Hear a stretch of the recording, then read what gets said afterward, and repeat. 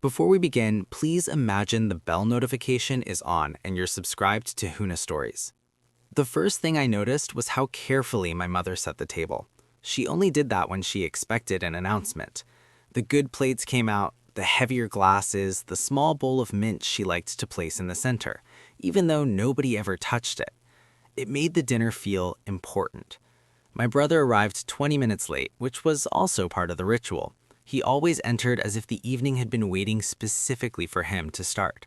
He kissed our mother on the cheek, clapped our father on the shoulder, and dropped into his chair with the loose confidence of someone who believed the room belonged to him. I sat across from him. He barely looked at me at first.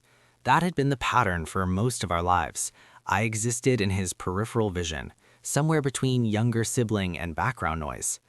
Dinner moved slowly through the usual questions: work, traffic, the neighbor's new car.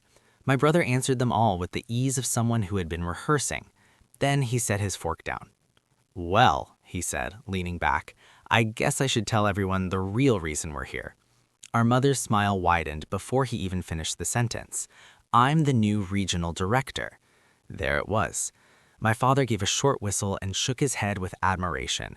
My mother covered her mouth in delight, even though she'd probably known before the rest of us. My aunt murmured something about how proud the family must be. My brother lifted his glass to progress. Everyone raised their glasses with him. Everyone except me. Not intentionally, I just hadn't moved yet. I watched the moment the way someone watches a scene they've seen too many times before. My brother noticed my stillness and finally turned his attention fully toward me. He smiled, but it wasn't the warm kind. "You hear that?" he said. I did.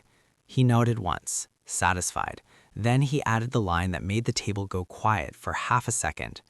"I'm the new regional director," he said almost casually, "and you're still nothing." A few people chuckled automatically, the kind of laughter that appears before anyone decides if something is actually funny.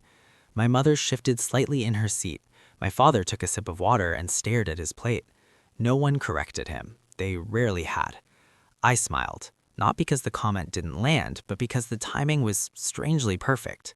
The day before had been long. 4 hours in a quiet office downtown with 2 lawyers, a financial advisor, and a man who had built a company 20 years earlier and finally decided he was tired. The paperwork had been thick, the signatures careful. By the time I left the building, the company officially belonged to someone else. To me. I hadn't told anyone yet. There hadn't been a reason until now. At the table, my brother had already moved on. He was explaining how the company was entering a new phase, how leadership was finally aligning, how the promotion meant he would now be responsible for multiple offices. He spoke with the confidence of someone who believed the structure around him was permanent. I listened to him outline plans for a company that, as of yesterday afternoon, required my approval. It didn't feel like revenge. If anything, it felt oddly distant, like watching someone confidently navigate a map that had just been redrawn. Halfway through his explanation, my phone vibrated quietly in my pocket. I checked it under the table. A message from Daniel, one of the lawyers. "Public announcement scheduled for 9 a.m. tomorrow. All confirmed." I locked the screen and set the phone beside my plate. My brother was still talking. "And honestly," he said, glancing back toward me, "it's about time someone in the family started running things at a serious level." He said it lightly, but the message underneath it was familiar. I let the silence sit for a moment. Then I spoke. "Actually," I said. He stopped mid-sentence. The room tilted toward the sound of my voice, the way rooms do when someone who usually stays quiet finally enters the conversation. "Actually," I repeated, still calm, "you're not." He frowned slightly. "Not what?" "The new regional director." He blinked once, confused. "I literally am," he said. "They announced it this morning." "I know." The pause stretched just long enough for everyone at the table to feel it. Then I continued. "I bought the company yesterday." No one spoke. For a moment, the words didn't seem to land anywhere. My brother stared at me the way someone stares at a sentence in a language they almost understand. "What?" "The ownership changed yesterday afternoon," I said. "It'll be public tomorrow morning." My father leaned forward slowly. "You're serious?" I nodded. Across the table, my brother's expression shifted through several quiet calculations. Disbelief first, then verification, then something more careful. "You're saying," he began, "you own the company." "Yes."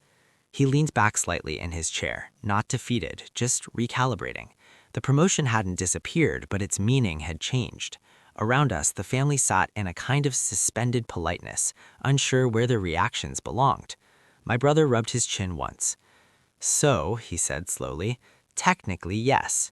He gave a short breath that almost became a laugh. "Well," he said, "that's unexpected." I nodded again. No speeches followed, no dramatic explanations. The papers existed whether anyone liked them or not. Dinner resumed, but the rhythm had changed. Later, as plates were cleared, my brother asked a question about the acquisition. It was the first time I could remember him asking me something professionally. I answered. Just facts, nothing theatrical.